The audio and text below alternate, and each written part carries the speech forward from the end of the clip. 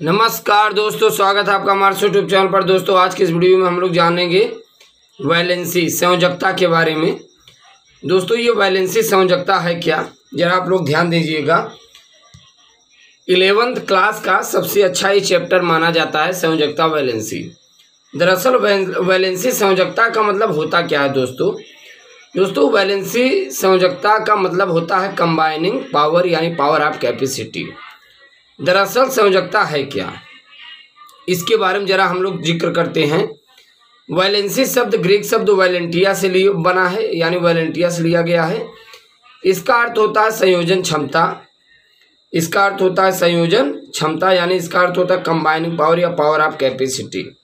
और इसका हिंदी अर्थ होता है संयोजन क्षमता। यानी कि दोस्तों कंबाइनिंग पावर का मतलब होता है संयोजन क्षमता, अर्थात आप कह सकते हैं पावर ऑफ कैपेसिटी, यानी तत्वों के परमाणुओं के संयोग करने की क्षमता को ही संयोजन क्षमता कहते हैं। ये होता है संयोजकता का मतलब। दोस्तों संयोजकता का मतलब आप जरा ऐसे समझिए, प्रकृति में बहुत से परमाणु एटम ऐसे होते हैं जो आपस में इलेक्ट्रॉनों का साझा करके इलेक्ट्रॉनों का स्थानांतरण के द्वारा जुड़े होते हैं। जब इलेक्ट्रॉनों का साझा करके इलेक्ट्रॉनों के स्थानांतरण के द्वारा दोस्तों जब जुड़ेंगे, तब जो एक उनके मध्य कंबाइनिंग पावर बनेंगे, उसी को हम लोग क्या कहें, संयोजन क्षमता, यानी वैलेंसी। ग्रीक शब्द वैलेंटिया से लिया गया, राइट। अब यहाँ पर आप ध्यान दीजिए, 1808 ईस्वी में डाल्टन ने परमाणु की खोज की, राइट। 1808 ईस्वी में डाल्टन ने परमाणु की खोज की और अपने परमाणु सिद्धांत में बताया कि तत्वों के परमाणुओं के संयोग से यौगिक अणु बनते हैं।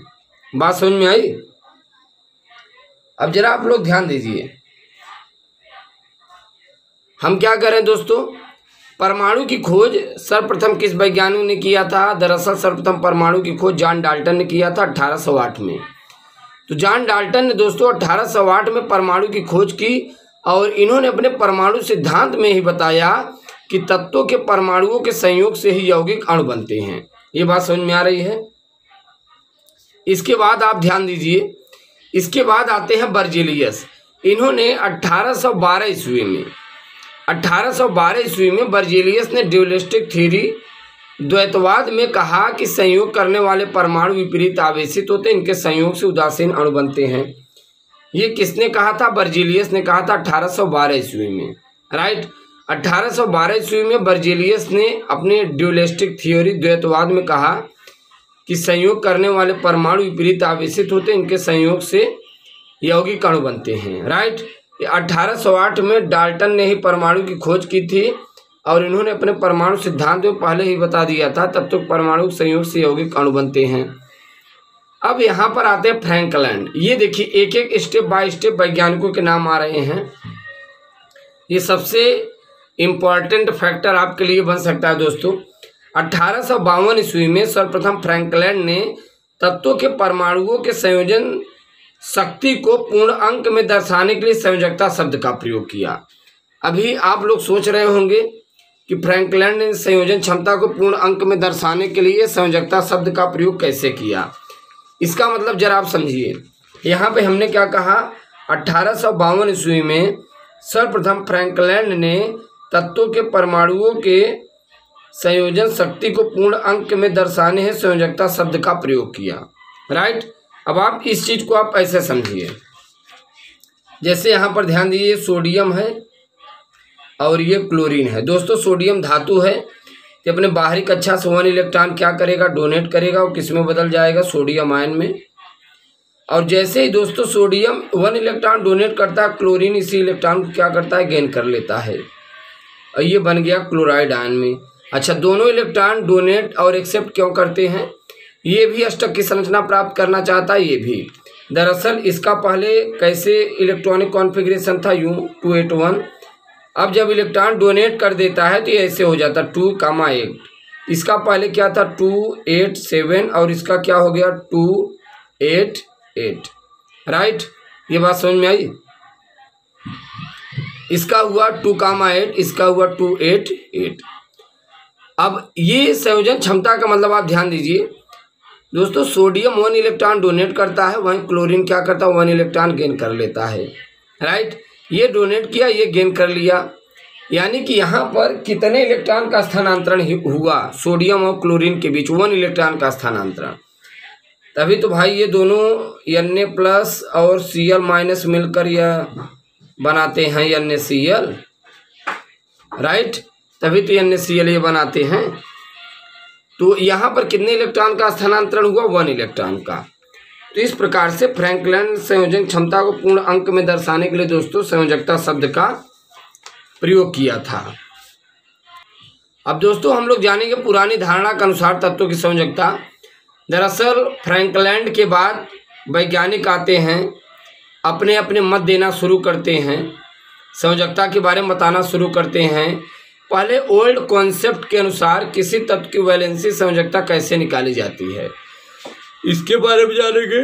फिर हम लोग न्यू कॉन्सेप्ट के बारे में दोस्तों सीखेंगे, किसी तत्व की संयोजकता कैसे निकाली जाएगी। तो पहले बच्चों हम लोग सीखते हैं पुरानी धारणा के अनुसार तत्वों की संयोजकता, यानी ओल्ड कॉन्सेप्ट। ओल्ड कॉन्सेप्ट के अनुसार वैलेंसी कैसे निकाली जाती है, इसके बारे में हम लोग जिक्र करेंगे, राइट। अब ध्यान दीजिएगा, पहले हम लोग अगर कोई परमाणु हाइड्रोजन से जुड़ा हो तो इनकी वैलेंसी कैसे ज्ञात किया जाएगा, इसके बारे में जिक्र करते हैं। यहाँ पर दोस्तों लिखता है किसी तत्व का एक परमाणु द्वारा जुड़ने वाले हाइड्रोजन परमाणुओं की संख्या को उस तत्व की क्या कहते हैं, संयोजकता कहलाती है, राइट। जरा ध्यान दीजिए, किसी तत्व का एक परमाणु, यानी किसी तत्व का एक परमाणु द्वारा जुड़ने वाले हाइड्रोजन परमाणुओं की संख्या को उस तत्व की क्या कहते हैं, संयोजकता कहते हैं। किसी तत्व का एक परमाणु द्वारा जुड़ने वाले हाइड्रोजन परमाणुओं की संख्या को दोस्तों हम लोग क्या कहते हैं, संयोजकता कहते हैं, राइट। अब आप जरा आगे ध्यान दीजिए, किसी तत्व का एक परमाणु अगले हाइड्रोजन पर ध्यान दीजिए, जैसे यहाँ पर यह Cl है दोस्तों, यह Cl में Cl की वैलेंसी कितनी है, 1। आपको कैसे पता चला, हाइड्रोजन की वैलेंसी कितनी होती है, 1 होती है। हाइड्रोजन परमाणु की दोस्तों संयोजकता 1 मानकर इससे जुड़ने वाले अन्य तत्वों परमाणु की संयोजकता ज्ञात की जाती है, राइट। अभी LiH में आप समझ सकते हैं, लिथियम 1 हाइड्रोजन से जुड़ा है तो इसकी भी वैलेंसी 1। कैल्शियम 2 हाइड्रोजन से जुड़ा है तो कैल्शियम की वैलेंसी 2। ऑक्सीजन 2 हाइड्रोजन जुड़ा है तो ऑक्सीजन की वैलेंसी 2। नाइट्रोजन 3 हाइड्रोजन जुड़ा है, नाइट्रोजन की वैलेंसी 3, राइट। इसी प्रकार फास्फोरस की 3, कार्बन की 4, क्योंकि कार्बन 4 हाइड्रोजन परमाणु से जुड़ा हुआ है। अब दोस्तों यहाँ पर ध्यान देने वाली बात है, अगर कोई परमाणु क्लोरीन से जुड़ा हो तो उसकी संयोजकता कैसे ज्ञात करेंगे। आप देख पा रहे पुरानी धारणा के अनुसार, तो आप जानते हैं क्लोरीन की भी संयोजकता 1 होती है। क्लोरीन की भी दोस्तों संयोजकता 1 मानकर इनसे जुड़ने वाले परमाणु की संयोजकता ज्ञात की गई। अब आप देखिए सोडियम से कितना क्लोरीन जुड़ा हुआ है, 1, तो सोडियम की वैलेंसी 1। एल्यूमीन कितने क्लोरीन से जुड़ा हुआ है, 3, तो एल्यूमिनियम की वैलेंसी 3। कैल्शियम 2 क्लोरीन से जुड़ा तो कैल्शियम की वैलेंसी 2। एशियन 4 क्लोरीन से जुड़ा है दोस्तों, एशियन की वैलेंसी 4। यहीं फास्फोरस 5 क्लोरीन से जुड़ा है, फास्फोरस की वैलेंसी 5, राइट। अब चलिए हम लोग आगे सीख। अब दोस्तों ध्यान दीजिए, अगर कोई परमाणु ऑक्सीजन से जुड़ा हो तो इनकी वैलेंसी कैसे ज्ञात करेंगे, ये आप डिफिनेशन का स्क्रीनशॉट ले लीजिए। पहले यहाँ पर हम लोग देखते हैं, यहाँ भी दोस्तों क्या है, Na2O सोडियम ऑक्साइड। अब जरा आप ध्यान दीजिए, सोडियम कितने ऑक्सीजन से जुड़ा हुआ है, तो दोस्तों सोडियम 1 ऑक्सीजन से जुड़ा हुआ है। अगर कोई परमाणु ऑक्सीजन से जुड़ा हो तो वैलेंसी कैसे ज्ञात करते हैं, जरा ध्यान दीजिए। अब जैसे सपोज मान लीजिए हमारे पास Na2O है, सोडियम ऑक्साइड है। अब यहाँ पर हमें सोडियम की वैलेंसी निकालना है, तो आप देखिए कितने ऑक्सीजन से जुड़ा हुआ है, 1। ऑक्सीजन का दूना करिए, 2 हो जाएगा। जुड़ने वाले परमाणुओं से आप भाग दीजिए, कितने परमाणु है, 2 बराबर 1, तो सोडियम की वैलेंसी दोस्तों कितनी, 1, राइट। अब यहाँ पर आप देख पा रहे हैं मैग्नीशियम की वैलेंसी 2। भाई इसका आप दूना करेंगे, 2 हो जाएगा, 1 से आप डिवाइड करिए, 2 आएगा। कैल्शियम से 1 ऑक्सीजन जुड़ा हुआ है, ऑक्सीजन का आप दूना करिए, 2 हो जाएगा, 1 कैल्शियम से भाग देंगे, 2 आएगा। इसी प्रकार ऑक्सीजन का आप 2 गुना करिए, 6 हो जाएगा, 2 से आप डिवाइड करिए, 3 हो जाएगा। ऑक्सीजन का आप 2 गुना करिए, 10 हो जाएगा, 2 से डिवाइड करिए, 5 हो जाएगा, राइट। दोस्तों इस प्रकार से तत्वों की संयोजकता ज्ञात की जाती है।